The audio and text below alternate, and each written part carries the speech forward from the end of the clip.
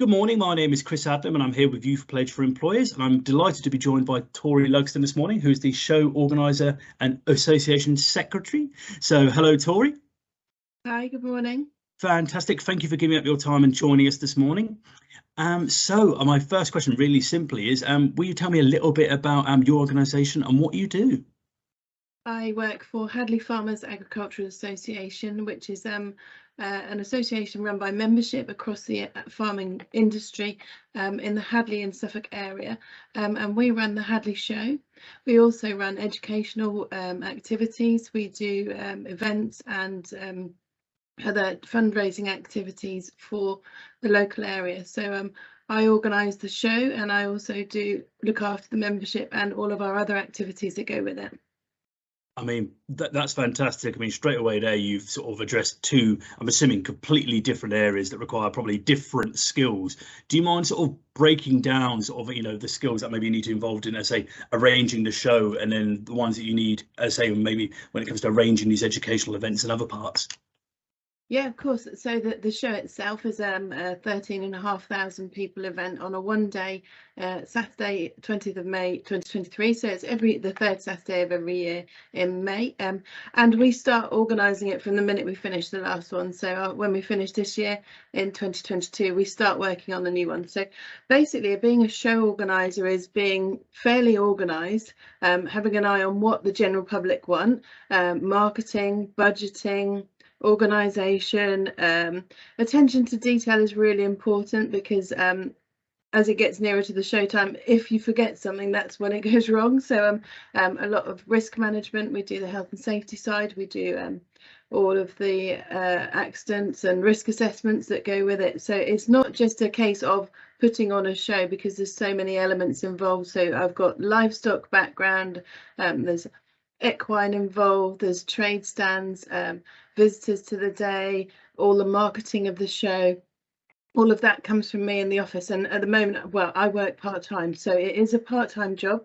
On the other side of the role, the rest of the year, so the show does take all year to organise, but the other side of the role is the association work. So we fundraise for charity by organising other events throughout the year, and we have a membership of nearly 600. So we have events for those, including golf days, parties, what else we do, clay shoot, and then they have winter programs as well. So they have meetings throughout the year for the members to go along to and find out something cool. So we're finding places to go, people to speak to us, and all of that side. So there's on the event side of that is also the booking of venues, booking of catering, finding speakers, making sure you've got people there. So it's a very end-to-end role.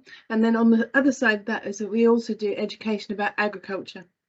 So we work closely with the local schools and the local area to actually promote agriculture as a career, because this is one of my reasons for doing this, is that agriculture isn't just sitting on a tractor, and it isn't just working with a cow or a sheep. There's so much more to it with technology involved in agriculture. So giving that as a little bit of an eye-opener to young people is really important to us.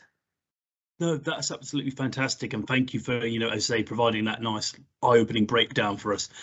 Speaking specifically about the Hadleigh show you spoke about there, so you mentioned areas, to say, such as almost like publicity, marketing, sales, and the admin around booking these. How do you feel you've got the skills required to do all of those very different roles you're pursuing? Because it almost seems like, as I say, you're doing all the roles that a regular bigger business would have, as I say, multiple teams doing. So how do you feel you've sort of acquired all the different skills required to do all these different tasks?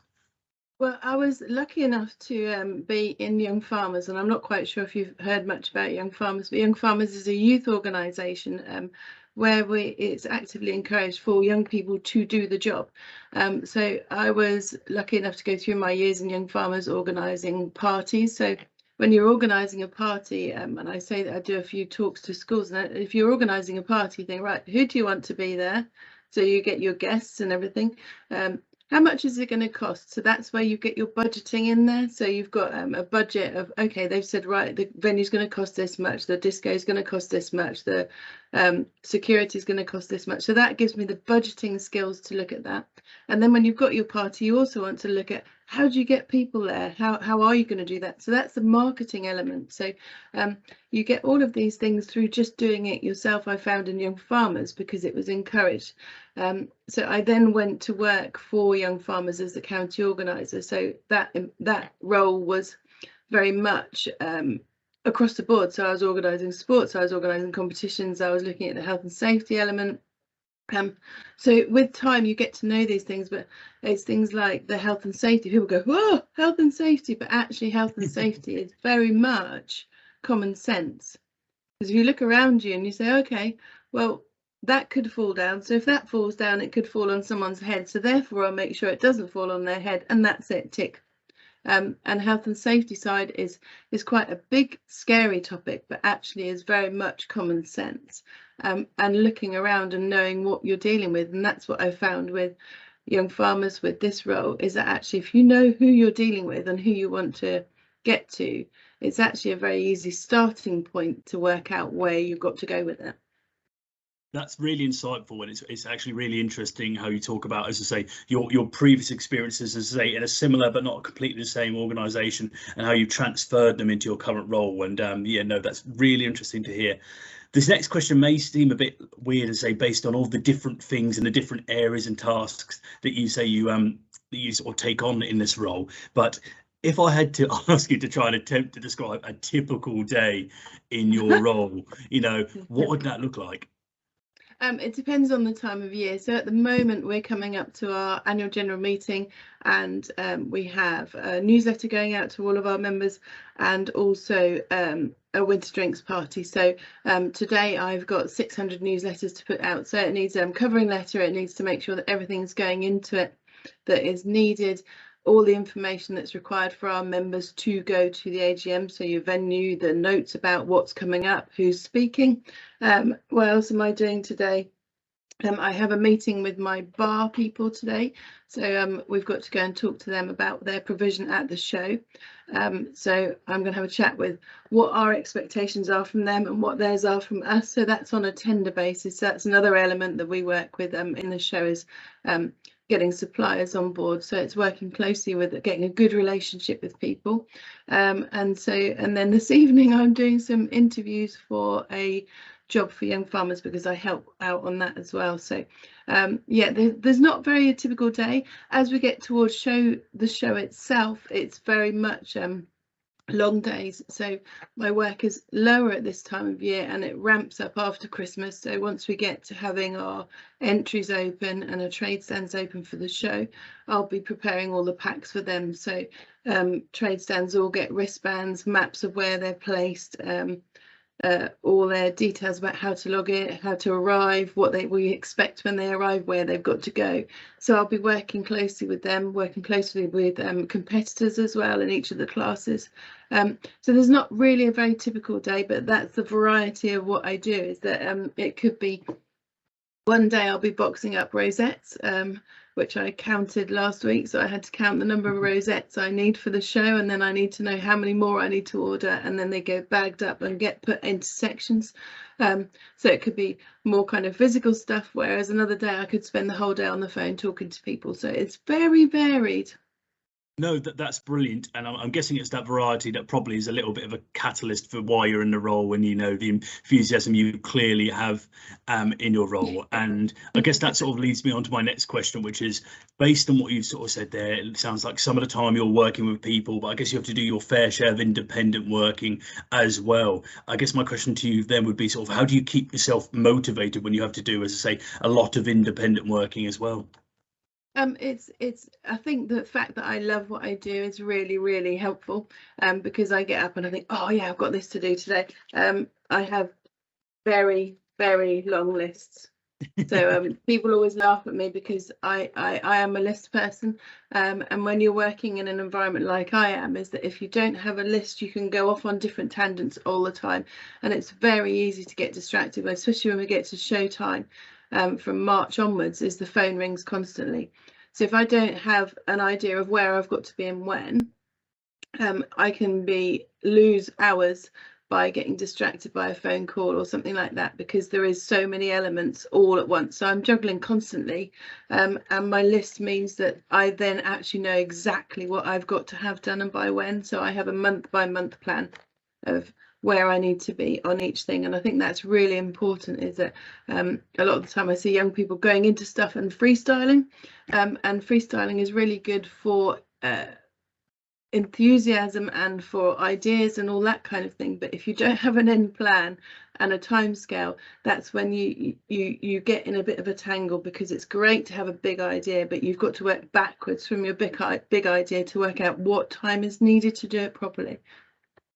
No, that's brilliant, and again, that breakdown and advice there at the end is really useful, and I think that could apply across a lot of roles as well. So no, that's brilliant advice. I tend to apply it to life generally. I'm a mum of two. My husband's a sheep farmer, so I very much do, even on every day, have my day planned, because otherwise, and I allow a little bit of wiggle room in there. It's I used to be a project manager, so contingency is a good thing, but actually if you've got an idea of where you've got to go every day roughly, then you know what you've got to achieve, or you need to, or you want to achieve. No, that's a brilliant insight there. And from going and talk about, we've just talked about there about where you're going, I want to talk about a bit where you've been. So you've touched on your experience with young farmers. I was just curious if you could give us a little sort of a bit of a breakdown about sort of your career path, your journey, and how you've come to be in your role now, which is to say, I'm guessing when you sort of set out, you probably didn't think you'd be in this exact role. So sort of, how did that happen? Well, I didn't really know what I wanted to do when I finished GCSEs. I did a bit of A levels and decided it wasn't for me. So then I had 6 months out and worked, and so I did some bar work and I did a bit of stuff just to get some cash in the bank and a bit of money behind me. And I actually trained as a trilingual secretary at Suffolk College, and did business administration as an MVQ on the side. So I trained that. Then I got work experience at British Telecom. And I did work experience at BT, and they kept me on. So I was with BT for 17 years, and I was a financial analyst. I can never say that word. Project manager and systems developer. So I went through the careers at BT, and I had a lovely time. So I was doing quite well, working in London and doing all sorts of cool stuff. And then I had children. So once I had children, I decided I wanted to work part-time. And at that point, I'd been in Young Farmers all alongside with my social life and doing roles in Young Farmers. And the job as county organiser came up, and they offered me the job as a part-time role, which worked really well because BT weren't able to, at that point, to offer me a part-time job. So I was made redundant from BT and then went into Young Farmers as county organiser. So it kind of came from the experience I'd had doing Young Farmers alongside having a proper career. I know it sounds daft, but it's having the career push that you have in a big industry, alongside what I was doing in my social life as well. And it actually worked well to move on to there. So from there we did the Young Farmers, and then we focused on education, working with local schools, a lot of young people, and so that's where my kind of love of being able to promote what young people can do is really important, because I think a lot of the time that young people feel a little bit like, oh no, we can't do that, we're not grown up enough, whereas actually I was never grown up enough, and I'm still not grown up enough now, but having fun in what you do is really important. And actually just have a go, because if you, as like I said, if you've got a plan, an idea in your head, even if it's just a small plan, it can become anything you want it to. And networking is a hugely important thing for everybody. I found people always say, oh, well, how do you do what you do? And I always say it's not what you know, it's who you know, because working with people, it gives you endless opportunities to do so many different things, and most of the things I've done are because of people I've met. So it's really useful to actually open your eyes, have a look at stuff, have a chat with people. I do a lot with my children's football teams, and again, it's just organising, it's just having that little list and that plan of where I want to go. And sponsorship comes in, and we do that with Hadleigh Show, and everything kind of crosses across each other. That's absolutely amazing, and it's really interesting, I say, to actually hear about how your, I say, your personal passions and your career path have sort of intertwined, to sort of result in you being where you are. I guess the next question I sort of go on to is, if you were about to be training up a young person to do the role you're doing right now, I say you've touched on some of the skills you use on a daily basis and what you think is useful. What sort of core skills do you think they need to be able to have to sort of do the role and sort of take over the sort of responsibility you do on a daily basis? I think being organised is the most important thing you can do. Is that and I keep harping on about having a plan, but if you know where you've got to go, you've got an idea. So if I said to you, for example, right, you organise Hadleigh show, you say, oh no, where do I start? And then if you think about you think about what the show involves, and then you break it down into smaller areas, and it becomes a smaller task. And being able to talk to people is really useful. Being able to write a letter that is concise and actually has not too much bluff in it. I think most people are so busy now that they want to know exactly what do I want, when do I need it, and how am I going to do it. So, and looking at new technologies, the young people have got a huge world at their feet. You know, I didn't know about Google Sheets until about a month ago, and actually it will revolutionize the way I do things, because it will take out a lot of paper, it will take out a lot of the things. So being able to work out what you want from your role is really important.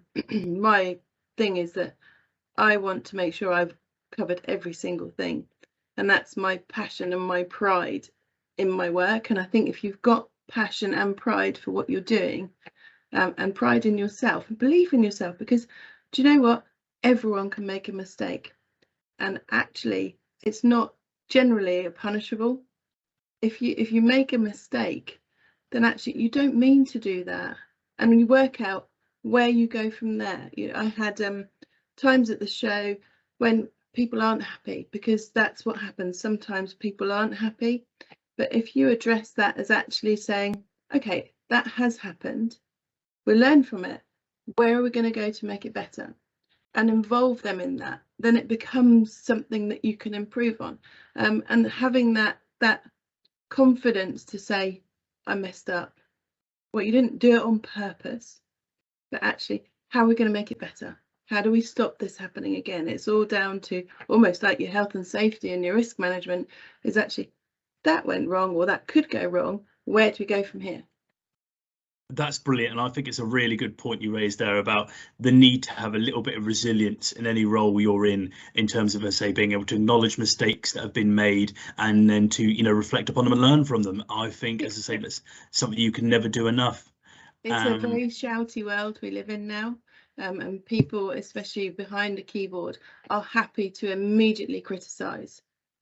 But to address a criticism as something to get better is better. It makes it less aggressive. It makes it less intimidating. Is actually, you know, no, okay, you didn't like that. What are we going to do to make it better? And sometimes it is actually that someone doesn't like something and you can't change that. And I take things very personally, and there are times when someone shouts at me and I will cry. But actually that's because I'm passionate about it and I believe in it. So there's no harm in admitting that you find something hurtful, but actually work out where it goes. Makes it easier to manage instead of dwelling on what went wrong. So that's a brilliant piece of advice, Tori. Thank you. My final question, really just to round up on, and we've been sort of asking this of all our employers, and you've touched a little bit about, I say, your career path and sort of the way you've come from. But if you had to go back and speak to, say, 16, 17-year-old Tori, you know, going out ready to start, I say, your career journey, based on your experiences, what piece of advice would you give to yourself if you were starting out your career again? Talk to as many people as possible. You don't have to like everybody, but actually there's so much that people can give you. So have a look around, have a talk to people, and just look at what they're doing, because a lot of the time there are people out there doing stuff that you think, oh, I can't do that. But ask them about it. If you're interested in something, then why not? There's no harm in asking and the question, because you can learn so much and you can gain so much from actually talking to people. It's really, really important to actually get to know people, and I think people are a huge opportunity around you. That would be mine is that it's hard when you're shy, but actually you don't have to be pushing yourself forward. You can be listening and asking that question quietly, even if you're shy, and you'll get so much from it. Honestly, people are vital in the things that I've done. That's a lovely piece of advice to end on. And again, thank you for your time this morning, Tora. It's been really, really great. Thank you. It's been fun. Thank you.